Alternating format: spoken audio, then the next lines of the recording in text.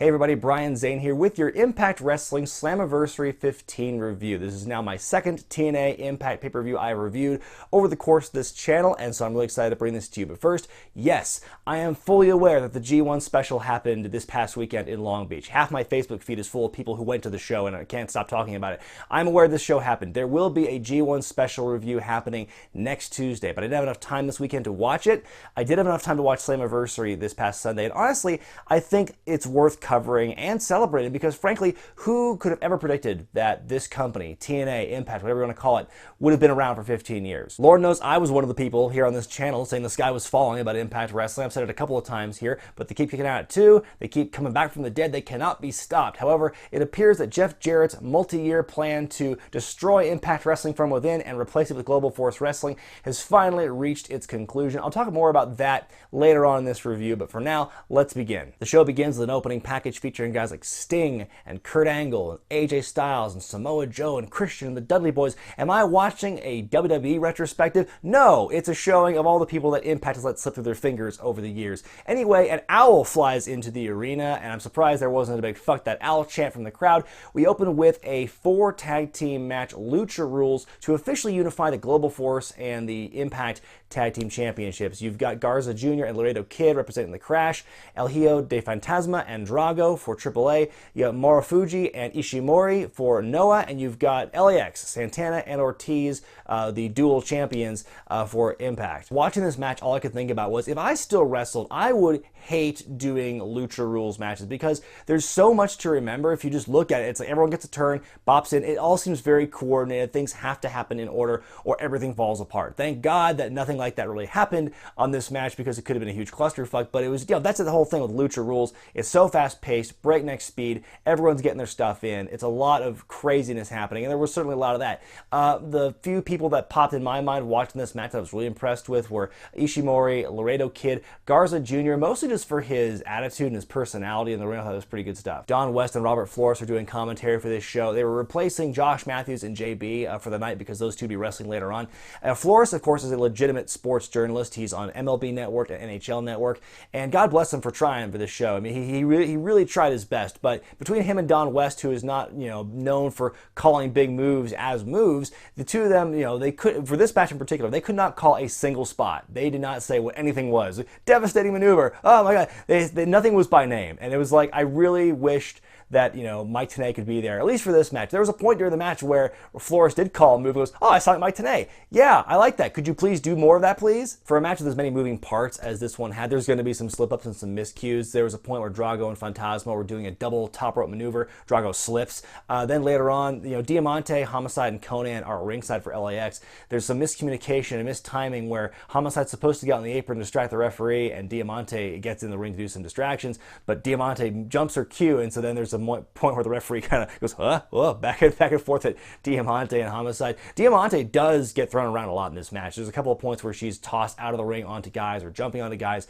Really crazy stuff. At one point, Homicide hits the Garza Jr. with a Gringo Killer on the apron, which was pretty brutal. The match ends when LAX hits a blockbuster powerbomb combo on Laredo Kid. So who would have thunk it? The one tag team with a matching gimmick win the match and retain the championships, and they have officially unified the Global Force and Impact tag titles.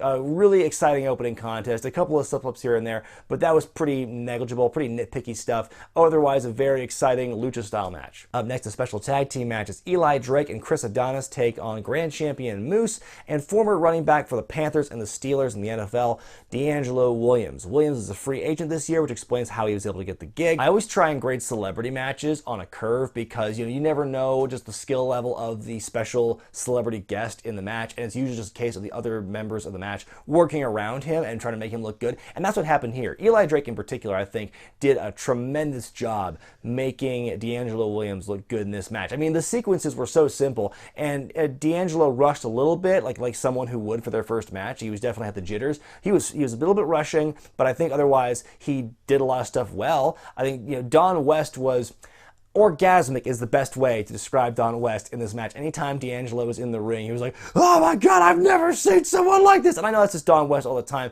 but it felt like he was especially amped up for DeAngelo Williams, more so than almost anything else in this match. At one point, Moose and DeAngelo procure a table from under the ring. The heels cut them off. They throw DeAngelo into the steps. They set Moose up on the table with Drake on the top rope, ready to do something devastating. DeAngelo wakes up, shoves Eli off the top rope. Moose recovers, puts Adonis on the table. Adonis, by the way, at one point was referred to by Robert Flores as Chris Masters, which made me laugh. So now you've got, Adonis on the table. Moose is, beckoning DeAngelo to get on the top rope. He gets on the top rope, does a big frog splash, but overshoots it by about a foot. So basically, he kind of lands on Adonis, but mostly does a face plant on the canvas, which looked pretty brutal. And the table does not break. Adonis kind of falls off the careening table. They cover him there, and they win the match. My whole thing was like, shouldn't that be disqualification, though? I mean, they're putting him through a table, essentially. It just seems very weird that they kind of let the rules fly out the window for this match. Maybe it's also Lucha rules. I don't know. So anyway, the good guys win, and they're celebrating, and then afterward, they bring Eli Drake back into the ring to put him through the table proper, because, well, we got to have a table break. We have a table spot, it's got to break. So someone probably got in their ear and said, no, put Eli Drake back out there, put him to the table. And so that's what they did. And so, yeah, like I said, in the realm of celebrity matches, I'd say this is definitely one of the better ones, because at least, except for the big face plant at the end, at least Williams didn't fall over himself doing moves. He was a little rushed, a little antsy in the early goings of it, but I mean, he connected everything he did. It didn't look terribly sloppy, just a little bit rushed. So yeah, as far as celebrity matches go, this was one of them. Up next, a strap match pitting James Storm versus EC3. EC3 was singling out Storm several weeks ago. He wants to get rid of all the old guard of Impact Wrestling. At one point several weeks ago, he actually handcuffed Storm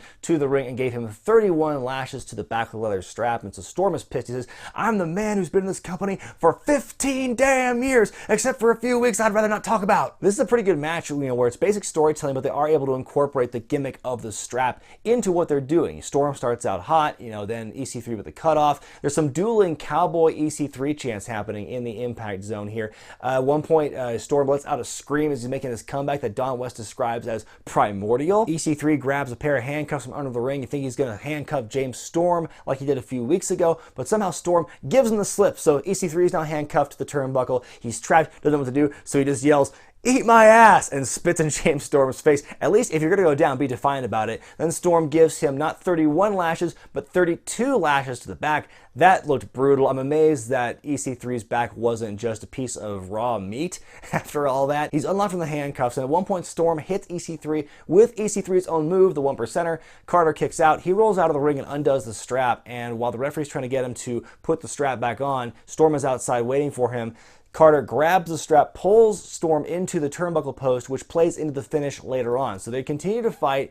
Carter hits the 1%er on James Storm. Storm kicks out as well. Storm comes out with a last call out of nowhere and is going for a second one, but the residual effect of him being run into the turnbuckle causes him to just basically pass out. He just falls over. I haven't seen something like that before in a while in a match, as far as being incorporated in the finish. Really cool storytelling there. So he's passed out.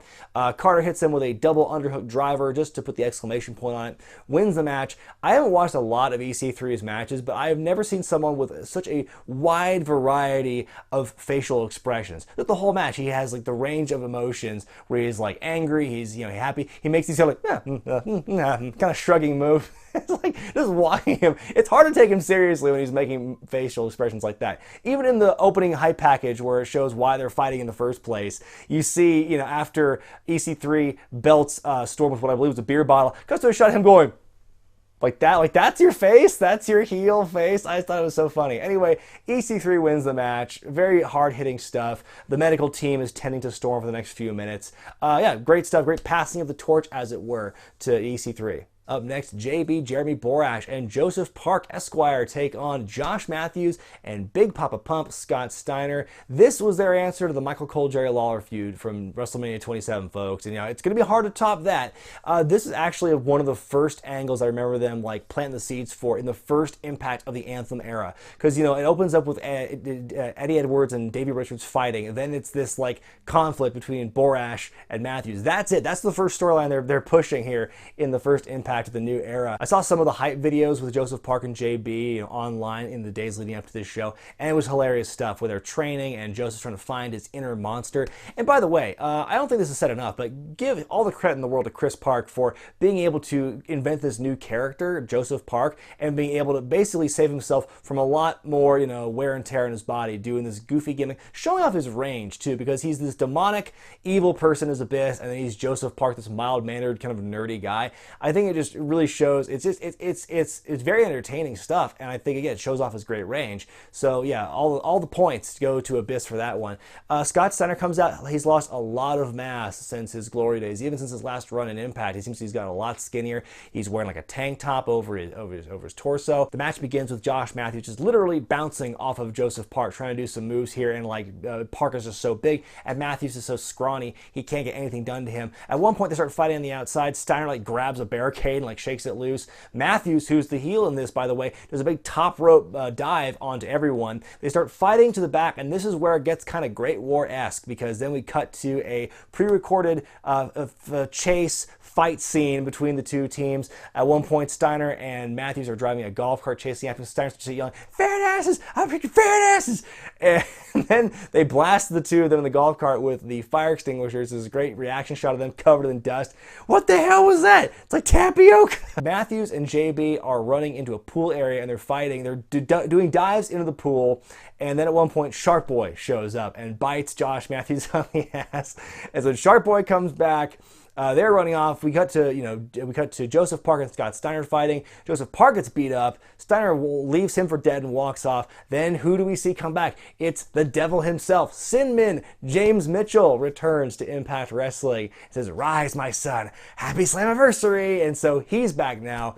And then it cuts back to the live stuff. We see JB, who's soaking wet from having fought in the pool, and he's coming back, and it becomes a 2-on-1 situation with JB being beat up by Josh Mathews and Scott Steiner. So Mathews puts JB in the Steiner recliner. Shark Boy comes out to make the save. He is quickly destroyed by Scott Steiner. Now it's Steiner's turn to put JB in the recliner. Then whose music do we hear? It's Abyss's music. So Abyss comes out. Park has found his inner monster. He's back as Abyss. Actually, James Mitchell comes out through the ramp, and then Abyss shows up behind them in the ring. So he clobbers the both of them. He's cleaning house. Mitchell produces the bag of thumbtacks, and Abyss dumps it in the middle of the ring. He slams Josh Mathews into it. And I've said before, anyone who takes thumbtack spots gets all my respect. Last year it was Chris Jericho taking on Dean Ambrose in that cage match, and here you have scrawny Josh Mathews taking this big black hole slam into the tacks. It was crazy. And then the final touch was JB doing a big jumping spot onto Josh Mathews, onto the tacks, so he lands his hands first in all the tacks. He pins Josh Mathews.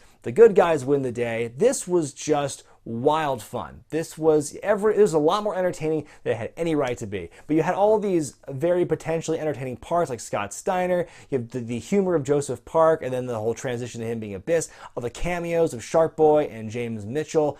Really, really entertaining stuff. This was kind of like Mathews from Botchamania said on Twitter, this is kind of like your Hardy Boys segment of the night from before they left the company, and I think it was amazing. It delivered. I was very entertained. Our next match is Full Metal Mayhem Intergender Tag Team match. It's Davey Richards and his wife Angelina Love taking on Eddie Edwards and his wife Alisha. This is a really good story here. Davey Richards becomes a prick. He turns on Eddie Edwards. Angelina gets into his head and just further drives the wedge and just tears everything apart. And so this is the culmination of that. The placement of this match on the rest of the card really confused me, kind of perturbed me, because from bell to bell, this match was non-stop chaotic action with every kind of weapon you can think of. The chairs, kendo sticks, tables, ladders, trash cans, everything. There was a spot with, they dumped thumbtacks into Eddie Edwards' mouth and super kicked him. Yuck. But first of all, you just had a tag team match, no DQ, right before this one that was wild in its own right, but which also had a thumbtack spot. And Abyss, his thing is thumbtacks. Thumbtacks are his thing. So why on earth would you not only have this no DQ match, also this no DQ match right after it, but also incorporating thumbtacks? That was very weird. Anyway, there's this one point where, Eddie Edwards and Alisha are trying to put a trash can over the heads of Angelina and Davey, and they get it over Davey's head, but the trash can just scrapes the whole face of Angelina that's coming down. And that looked looked so brutal, so painful. The match ends when Alisha powerbombs Angelina Love from the top of the ladder through a leaning table, followed up immediately by Eddie Edwards hitting a sunset flip powerbomb to Davey Richards off the top of the ladder through a table. Eddie hit it first though, but it's a really kind of a crazy looking fall. Eddie covers Davey and they win the match. Husband and wife, Eddie Edwards and Alisha beat Davey Richards and Angelina Love. Again, crazy match, really fun to watch, very chaotic, but the placement of that right after JB and Joseph Park versus Josh Mathews and Steiner really was weird. Up next, the X Division Championships on the line in a 2 out of 3 falls match as the champion, Sonjay Dutt, who won the belt for the first time in his career just a few weeks ago in India, taking on the former 5-time champion, Loki, who is the Hitman now. The crowd was very deflated for this match, and understandably so, because you just had, like I mentioned, 2 back-to-back crazy tag team matches, which were insane in different ways. But you had those 2 things happen. This was like a real downer for this crowd here. I mean, there was a lot of fun stuff to watch in this match, but it was just like, you know, the crowd was dead. They were blown by what they saw in the previous 2 matches. The first fall happens when Sonjay goes for a springboard top rope Frankensteiner. He hits it, but low-key immediately rolls up to it and hits Sonjay with a double stomp to win the first fall. The second one happens when low-key goes for a dragon sleeper. Dutt counters it into a pinfall, so it's tied 1-1. The third and deciding fall happens when low-key puts Sonjay in the tree of woe and stands above him on the top turnbuckle, looking maybe to do a double stomp or something. Sonjay leans up, grabs low-key's tie, beals him off the top rope, and so then Sonjay follows up with a beautiful moonsault into a double stomp to put him away and retain the championship. A really cool, fast-paced, exciting 2 out of 3 falls match. Really, these 2 are the pioneers of the X Division in TNA, Impact, what have you. So to have these 2 guys celebrating their feud and their history at such a historic event, the 50th anniversary of the company, I think is really special. The Knockouts champion Rosemary takes on the Global Force Women's champion Sienna in a unification match. Rosemary doing well for herself since the Decay split up. From what I've seen of her, I think she's one of the better, more interesting character wrestlers in the game today. I don't know too much about Sienna's character, but from what I saw in that hype package, she also has crazy eyes. Laurel Van Ness and KM enter the ringside area to distract Rosemary, and it backfires. They go to the back pretty quickly. I didn't know too much about Laurel Van Ness before this show, but then after the match, I did a little bit of research on her, and I see the Jilted Bride character thing, but like it's so similar in a way to the Rosemary thing. I think it makes more sense for her to be aligned with Rosemary than with Sienna. That pairing to me doesn't make a whole lot of sense. Sienna hits her finishing move, the silencer, aka the pounce. Rosemary kicks out of it, and Sienna has a very interesting reaction to it, because the first time anyone's kicked out of the move, so I get why she's like upset about it, but like, it's the first finisher attempt in the entire match, and it's not, we haven't really hit that point of desperation yet, but she's like, no, like you haven't hit her with like everything yet. It just seems kind of very premature. Rosemary hits the red wedding, but as that's happening, Van Ness reappears, grabs Earl Hebner out of the ring and kind of walks him around the ring for a bit.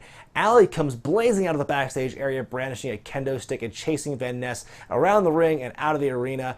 As this is happening, Rosemary goes for her poison mist, but Sienna covers Rosemary's hand with her mouth with her hand and puts her in like a chokehold thing. As this is happening, the mist is not only burning Rosemary's throat, but it's also burning Sienna's hand, so she's selling that she's been badly burned. She puts the hand in Rosemary's face and her eyes area, so Rosemary's blinded. Sienna puts her in a submission hold, like a guillotine choke. Rosemary quickly taps out, and Sienna wins the match, combines both the Global Force and the Impact Women's Championships. Interesting match here, creative use of the mist at the end, and the run-ins I thought was kind of, the initial run-in with Van Ness I thought was kind of not necessary. I think to have Van Ness come in later in the match would have been fine. Twice I thought was almost too many. I get they're trying to establish, hey, she's involved in this somehow, and so they're kind of planting the seeds, but I thought, you know, the first run-in, a little unnecessary. After Jeff Jarrett thanks the fans in an in-ring segment for all their support over the years, we finally have our main event, title unification. The Global Force champion, Alberto El Patron, takes on Do We Love Bobby? Do We Love Bobby? Bobby Lashley, the Impact champion. Very interesting build in the months leading up to this match, because very early on in the Anthem era, Alberto won the Impact title in very controversial fashion. Bruce Pritchard made him relinquish the belt immediately thereafter, and then later on, Alberto would win the Global Championship from Magnus. So now we have this unification match here. Lashley comes out with his entourage, which includes Bellator's King Mo, and Alberto comes out with his father and his brother. Very strong back and forth match here. At one point, El Patron hits Lashley with a top rope superplex, later goes on for some corner punches, but Lashley catches him, throws him down with a powerbomb. Alberto goes for a suicide dive at one point in the match and whiffs it, lands face first on the ground, but eventually recovers into a cross arm breaker on Lashley, who then grabs him and picks him up for another powerbomb. Then later on, Lashley hits El Patron with a middle rope Death Valley driver, and somehow somehow El Patron kicks out of that. Lashley hits Alberto with a spear. Kick out, goes for a second spear. Alberto kicks him in the face to block it, then hits him with his own spear. Lashley goes tumbling out of the ring. Well, that's going on, and as he's recovering, Dos Caras, Alberto's father, and King Mo are having a confrontation. Dos Caras takes King Mo to Dick Kick City. Bobby Lashley recovers and sees this, starts shoving Dos Caras around. Now, very interesting foreshadowing laid down in the hype package for this match, because Bobby Lashley says in the package, nobody can beat me, only I can beat myself. And what happens here is, that's exactly what happens. He beats himself by taking himself out of the match. He's distracted by what's going on with the entourage on the outside. El Patron grabs him, brings him back into the ring, hits him with a double stomp from the top to the middle rope, pins Bobby Lashley to unify the Global Force and the Impact Championships. The Jarretts and Ed Norholm and others come out to the ring to celebrate. Very cool thing where Alberto gives both the belts to his father, Dos Caras. Very touching moment. So yes, CCC, Alberto El Patron has unified the championships. Fade to black. So there you have it, Slammiversary 15. I'm going to give this show an A- grade. I think every match really delivered. There was not one terrible or boring match, in my opinion. I think everything was good to great. I liked the Lucha stuff. I loved the JB and Joseph Park versus Scott Steiner, Josh Mathews stuff. Great comic gold. I was very entertained. The main event was very exciting. Yeah, nothing really stood out in my mind as being a bad or terrible thing. Like the commentary was kind of meh, but Robert Flores is kind of a fish out of water, so yeah, kind of take, kind of grade on a curve for him. I think my biggest gripe with this show was a combination of the overabundance of tag team matches and their placement on the card in relation to each other, because if you include the pre-show match, which I didn't talk about because I didn't see it, you had 5 tag team matches in total, 2 of them with no DQ stipulations, and they were right after the other. They had 2 tag team matches with tack spots, one after the other. That to me is too much. I would have put Full Metal Mayhem or even the JB Joseph Park Steiner Mathews match in between the main event and the women's match, or I would have put Full Metal Mayhem up between the X Division and the women's unification match. Something going on. There has to be some better pacing to that. I think they put too many tag team matches too close together, and that to me was kind of a gripe for me. But beyond that, I think it was a really solid show. If this is Impact Wrestling's last hurrah before they officially become Global Force Wrestling, then I think it's a fine way to go out. I like how they downplayed the transition on this show. They didn't make a big deal saying, we're going to become Global Force Wrestling after this. This is Global Force Wrestling Slammiversary, because I think they needed to let Impact have this time to shine as their last show. And then maybe starting this week on Impact, or whatever the show's going to be called, Amped, who knows, they're going to be officially become Global Force Wrestling. It was very subtle on the show on Sunday by having all the title match graphics save for Global Force Wrestling, not Impact. So that was kind of a subtle way of saying Global Force is absorbing Impact, not the other way around. It's a good, clean slate, a good, fresh start for this company that's been plagued with so many issues over the last 15 years. First of all, the gaudy name of TNA and all the stuff, all the chaos backstage and all the financial issues. If things are finally, if the ship has finally been righted and they want to start fresh, this is probably the best way to do it, because Global Force is an unproven brand. It's really an unknown commodity, but they're taking the Impact roster and kind of making it their own. Fine, I am all for that. It kind of sucks that this is kind of like the end of Impact Wrestling after all they've been through. Let's see them keep going on. But if it lives on through Global Force, then I guess I'm fine with it. To me, it's no different than when Jim Crockett Promotions became WCW. I'm sure the scale and scope is a lot different. I didn't live during that time. I wasn't a fan during that time.